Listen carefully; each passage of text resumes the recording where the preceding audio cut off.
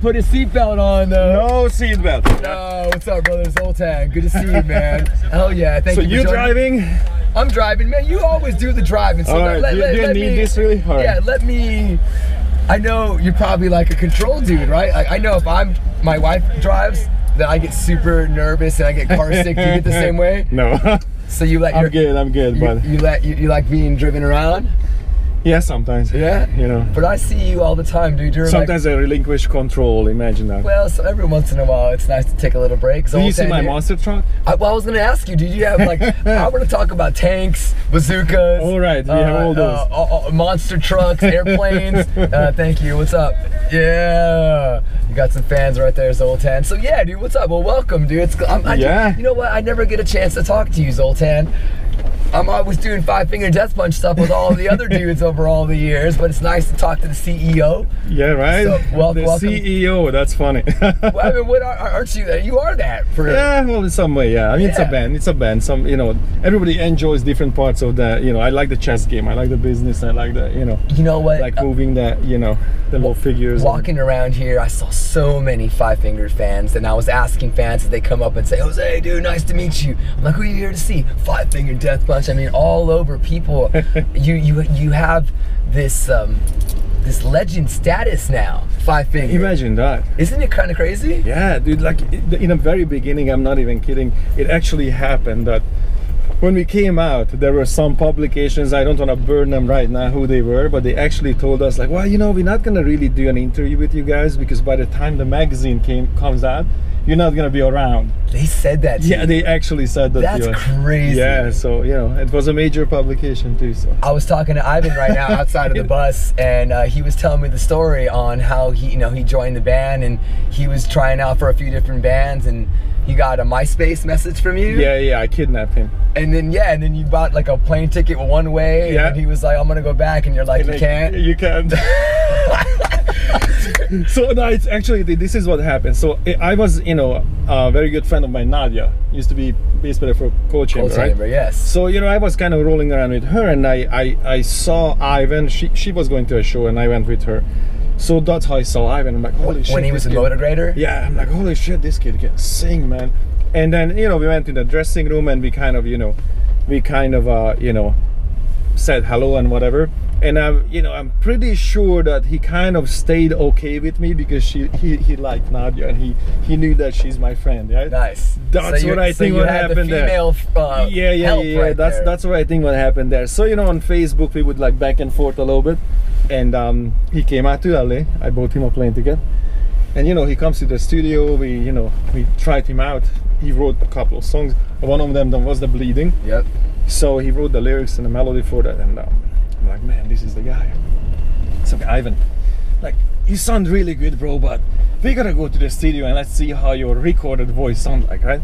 And he's like, oh, okay. So we went to the studio. He recorded one of the songs. Like, man, that's awesome. Now let's record maybe a heavier song. So he recorded a heavier song. Okay, now how about a mid-tempo? Before the guy realized we had 7 songs in the band. Nice. So that's kind of how it was. And he's like, hey man, I'm here like 3 weeks now. And that's okay. Let's we almost did a whole record. Yeah. The medium one more record. Right. And then pretty much we almost finished the entire record when he was like, well, I really want to go home, and like, you know, I kind of canceled your ticket home. So we kidnapped him. Hey, well, look at the story and how it's been written now, Zoltan. Now you have tanks and helicopters, and what about all the martial arts and stuff too? You're seriously involved with that. Yeah, What's the art?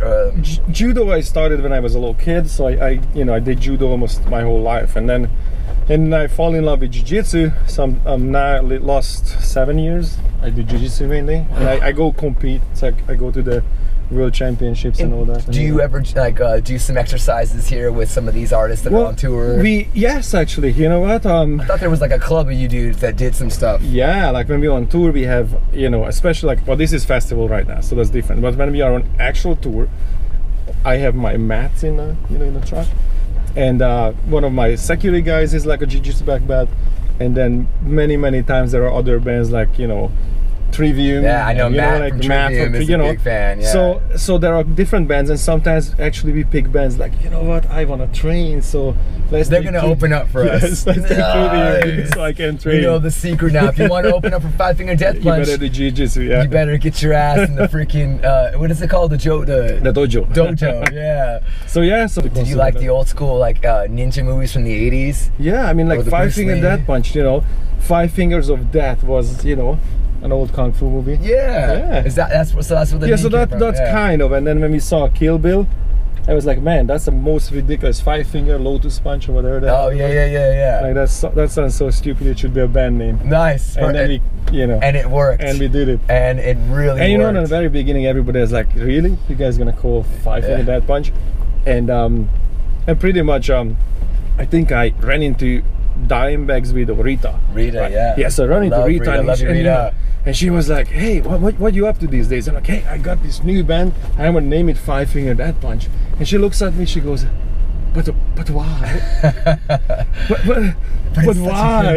And then, you know, like I ran into her again at Download. We were on the main stage, and I'm like, this is why. Because people were 5 Finger Death Punch. So that's a nice little circle.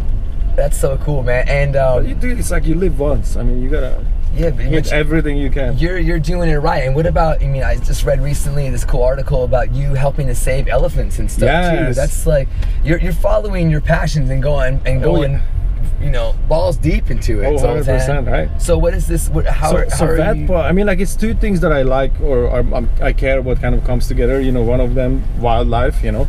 And these are veterans. So basically American veterans, you know, when they come home from, you know, overseas or whatever, wherever they were deployed, they come home with this massive set of skills that doesn't matter what they're gonna do, they're gonna be underutilized. Like, these are, you know, guys that were in situations that they really, you know, they really developed certain, you know, skills that in civilian life it's useless. Of course. So part of PTSD is that the feeling of, like, you know, like you were important, you were part of a unit, you were, you know, people's lives are depending on you, and you had to do important stuff, and all of a sudden you're like, you know, a security guard in some club. It's just not gonna do it for you.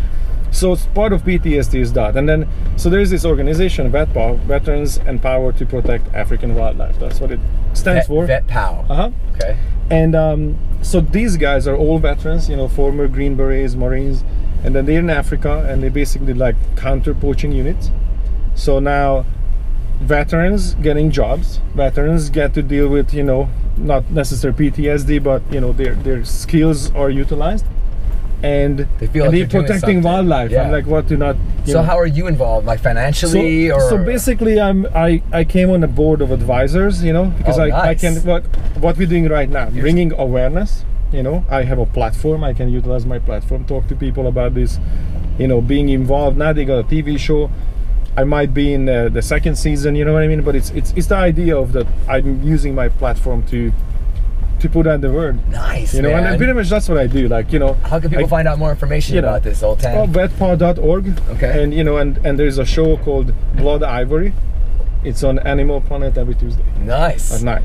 Dude, I love what you guys have done with the military and how you've supported them wholeheartedly throughout these years. When I play 5 Finger on Octane on SiriusXM, I'm always giving a shout out to the men and women of the U.S. Armed Forces, retired, active, and you guys have just been big champions. And I've talked to a lot of troops, and they're all big fans. Oh yeah, I mean, it's a special breed. I mean, I was sort of born in a military base to begin with, and I grew up around soldiers my whole life, and you know, this is a special breed. It's a kind of it's a job that you don't want to do, I don't want to do, you know what I mean? And they do it happily. And this idea, of course, there could be a utopistic idea of, like, you know, imagine a time where everything gonna be fine, and we don't need an army, and everybody gonna be peaceful.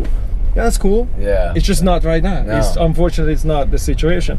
So if it's not the situation, you do have to accept that there's a need for military, there's a need for armed forces, and there are these guys who sign up to do that job, and you have to respect them. That's so cool, man. And you guys have done a lot. There's no ifs and buts about it, you know?